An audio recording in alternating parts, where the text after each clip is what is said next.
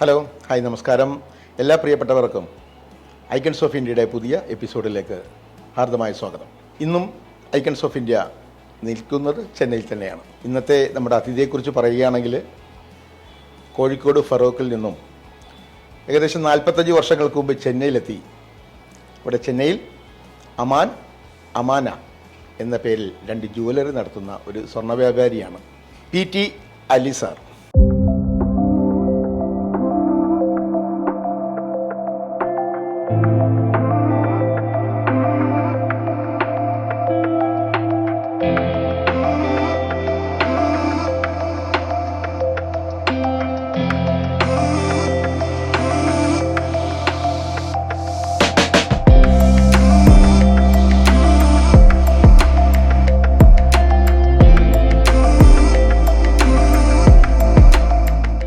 നമുക്ക് സ്വാഗതം ചെയ്യാം ഐക്കൺസ് ഓഫ് ഇന്ത്യയിലേക്ക്.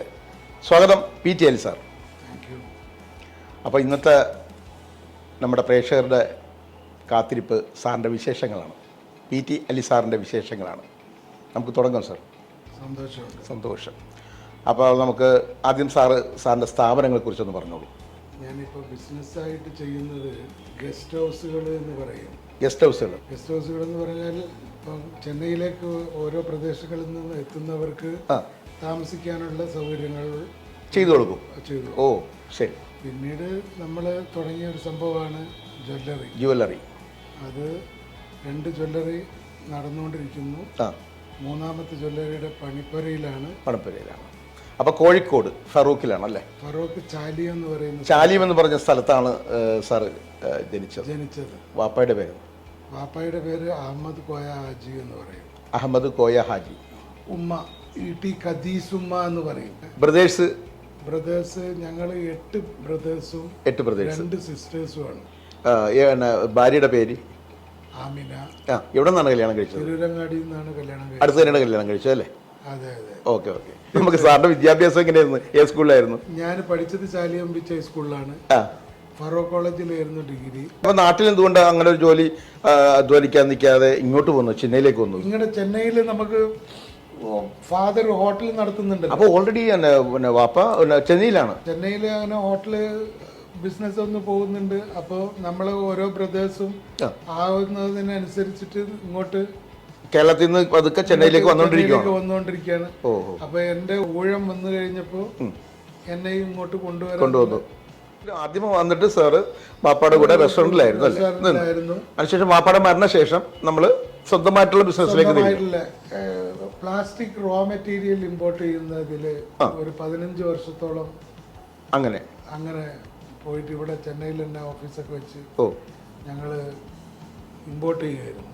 പിന്നെ അത് കഴിഞ്ഞ് അങ്ങനെ സ്വർണത്തിന്റെ ലൈനിലേക്ക് ഇറങ്ങി. പിന്നെ ഗസ്റ്റ് ഹൗസുകളുടെ ലൈനിലേക്ക് ഇറങ്ങി. ഓക്കെ.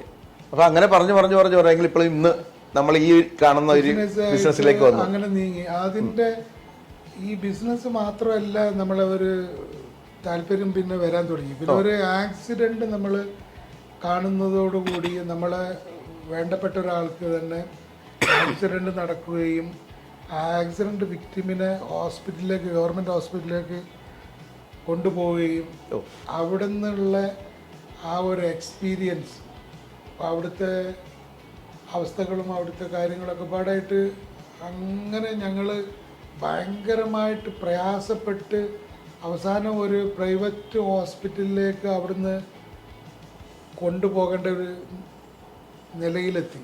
അവിടുന്ന് അങ്ങോട്ട് ഉള്ള 2000 മുതൽ accident and death care cell എന്ന് പറഞ്ഞുകൊണ്ട് ആ സമയത്ത് ലയൺസ് ഇൻ്റർനാഷണലായിട്ട് ഒരു ടൈപ്പ് ഉണ്ടാക്കുകയും അത് നന്നായി അവയർനെസ് സിറ്റിയിൽ കൊണ്ടുവരാനുള്ള ഒരു ഭാഗ്യം കിട്ടുകയും, ചുരുക്കി പറയാ അതിൽ കുറേ മുന്നോട്ട് പോയി ഞാൻ 3 പുസ്തകം അതിനകത്ത് എനിക്ക് എഴുതാൻ പറ്റിയിട്ടുണ്ട്. അപ്പൊ അതിന്റെ ഇടയിൽ സാർ ഒരു ടെലിഫിലിം ഒക്കെ എടുത്തല്ലേ? പ്രൊഡ്യൂസ് ചെയ്തു. സാറിന് അത് വായിച്ച ഒരു സ്ക്രിപ്റ്റ് കൊണ്ടൊന്ന് വായിച്ചപ്പോൾ സാറിന് ഭയങ്കര ഇഷ്ടപ്പെട്ടു ആ തീം. അത് ജനങ്ങളിലേക്ക് എത്തിക്കേണ്ടത് നമ്മളുടെ ഒരു കടമ പോലെ തോന്നി. അതെ. ഇവിടെ വന്നതിന് ശേഷം ഇപ്പൊ എന്തായാലും 42 വർഷമായി സാർ ചെന്നൈയിലിരിക്കുന്നു. ഇവിടെയുള്ള പിന്നെ പ്രമുഖന്മാരുമായിട്ടൊക്കെ കണക്ഷനായോ? സാധാരണ ഈ ജ്വല്ലറി ഒക്കെ വെക്കുമ്പോൾ കുറേ പ്രമുഖരുമായിട്ടൊക്കെ നമുക്ക് കണക്ഷൻസ് ഒക്കെ ഉണ്ടാകുമല്ലോ മന്ത്രിമാരുമായിട്ടും അങ്ങനെയൊക്കെ വലിയ ബന്ധങ്ങളുണ്ടോ? അങ്ങനെ കുറേ ആൾക്കാർ നമ്മളെ ഫീൽഡ് മാറിയല്ലോ, പിന്നെ കൂടുതലും നമ്മൾ സർവീസ് ആക്ടിവിറ്റീസിലേക്ക് ഒരുപാട് സമയം ചെലവഴിക്കാൻ തുടങ്ങി. ചെന്നൈയിൽ ഒരു കമ്മ്യൂണിറ്റി ബേസ്ഡ് പാലിയേറ്റീവ് തുടങ്ങണമെന്നുള്ള ആശയം വരികയും അങ്ങനെ ഇവിടെ വന്ന് community based palliative Chennai pain and palliative എന്ന് പറഞ്ഞിട്ട് ഒന്ന് തുടങ്ങുകയും പിന്നെ ഇപ്പോൾ ഒരു 3-4 യൂണിറ്റുകൾ വേറെ സോൾ പാലിയേറ്റീവ്, പിന്നെ QAMCC എന്ന് പറഞ്ഞിട്ട് ഒരു പാലിയേറ്റീവ് KMCCൻ്റെ അണ്ടറിൽ വന്നിട്ടുണ്ട്. അപ്പോൾ ഇനിയും ഒരുപാട് തകര ഷീറ്റിൻ്റെ ഉള്ളിൽ പ്രയാസപ്പെട്ട് കിടക്കുന്ന രോഗികളെ ഉയർത്തെഴുന്നേൽപ്പിക്കാനും അവരെ പരിചരിക്കാനും ഒരുപാട് യൂണിറ്റുകൾ തമിഴ്നാട്ടിൽ എല്ലാ ഭാഗത്തും വരേണ്ടതായിട്ടുണ്ട്. തീർച്ചയായിട്ടും അതിന് ഒരു തുടക്കം കുറിച്ചു. അതുകൂടാതെ ഞങ്ങൾ ഒരു ഹോസ്പേസും നടത്തുന്നുണ്ട് ഇവിടെ.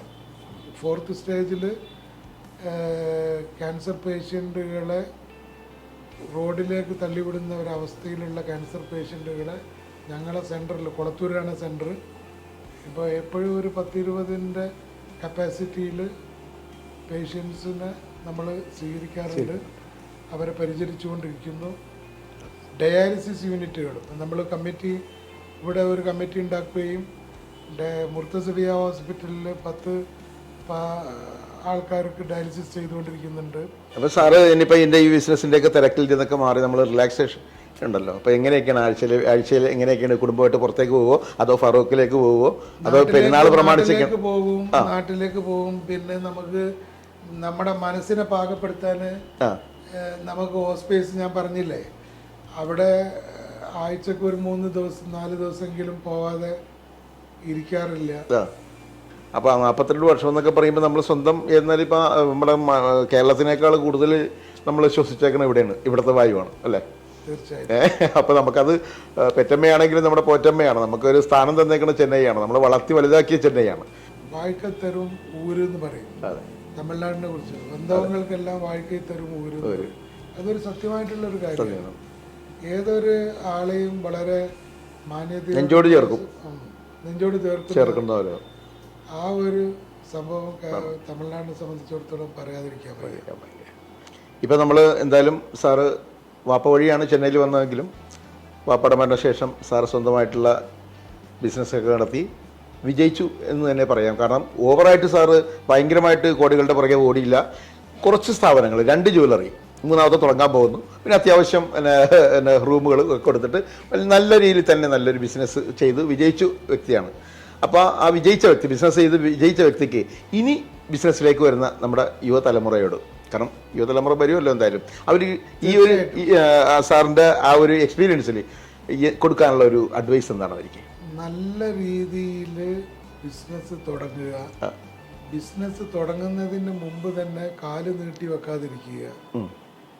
ആദ്യം ഏതൊക്കെ രൂപത്തിൽ ലോസ് വരും എന്നുള്ളത് സ്റ്റഡി ആയിട്ട് ഒരു കണക്കും ഒരു ബഡ്ജറ്റും കാര്യങ്ങളൊക്കെ പ്രിപ്പയർ ചെയ്യുക. നമ്മൾ ആരംഭിച്ചു കഴിഞ്ഞാൽ നമ്മൾ പരാജിതരാവാനുള്ള ചാൻസുകൾ എവിടെ കണ്ടോ അവിടെ എത്രയൊക്കെ ലോസ് വരും. അങ്ങനെ വന്നാൽ അതിനെ മറികടക്കാൻ നമ്മൾ എന്തൊക്കെ ചെയ്യേണ്ടതുണ്ട് നമ്മൾ മനസ്സിലാക്കുന്ന സമയത്ത് തുടങ്ങിക്കഴിഞ്ഞാൽ പിന്നെ അത് അവസാനിപ്പിക്കേണ്ടതായിട്ട് വരില്ല. അപ്പോൾ എന്തായാലും സാറ് ഈ ചെറിയ സമയം കൊണ്ട് സാറിൻ്റെ എല്ലാ വിശേഷങ്ങളും ഞങ്ങളോട് പങ്കുവച്ചു. നല്ല നല്ല ഉപദേശങ്ങൾ സാറിൽ നിന്ന് ഞങ്ങളുടെ ഈ വ്യവസായത്തിലേക്ക് വരാൻ ഉദ്ദേശിക്കുന്ന ആളുകൾക്ക് സാറ് കൊടുത്തു. സാറിൻ്റെ ഒത്തിരി വിശേഷങ്ങൾ കേട്ടു. ഇനി അമാന ജ്വല്ലറിയും കേരളത്തിൽ മാത്രമല്ല തമിഴ്നാട്ടിൽ മാത്രമല്ല ലോകം മുഴുവൻ അറിയപ്പെടുന്ന ജ്വല്ലറികളായിട്ട് മാറട്ടെ എന്ന് ആശംസിക്കുകയാണ്.